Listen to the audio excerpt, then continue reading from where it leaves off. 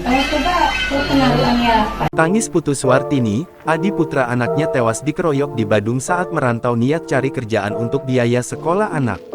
Adi Putra Krismawan, 23, warga Jalan Pulau Sumatera, Kelurahan Kampung Baru, Kecamatan Kabupaten Buleleng tewas dikeroyok oleh 12 pelaku yang menggunakan 7 sepeda motor, Senin tanggal 15 Januari tahun 2024 tengah malam.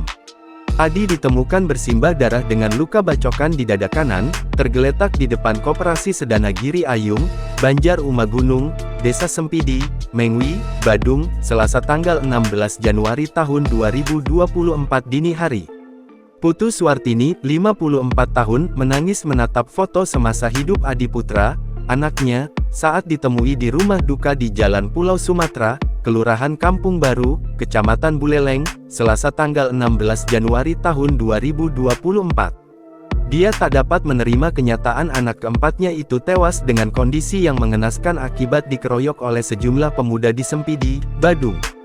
Suwartini mengaku tidak tahu persis mengapa sang anak menjadi korban pengeroyokan hingga tewas.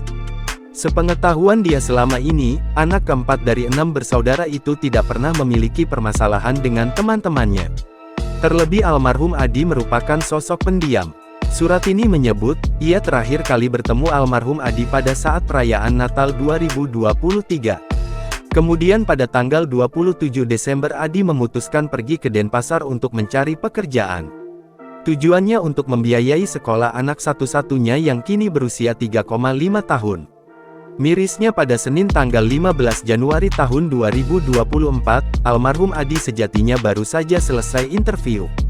Kemudian pada Selasa tanggal 16 Januari tahun 2024 seharusnya menjadi hari pertama almarhum Adi bekerja di restoran di Nusa Dua.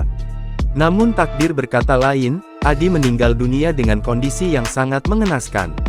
Kepala Bidang Humas Polda Bali, Kombes Pol Johnson Avitus Panjaitan mengatakan bahwa pelaku pengeroyokan baik kasus di Jalan Raya Sempidi, Badung maupun di Jalan Gunung Soputan Denpasar, Bali, sama masih buron.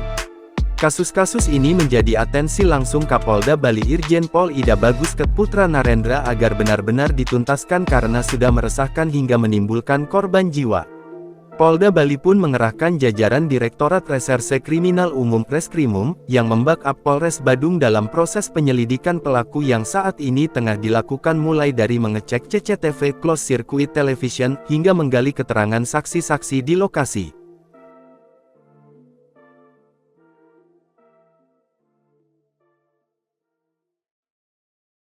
Download Tribun X sekarang, menghadirkan lokal menjadi Indonesia.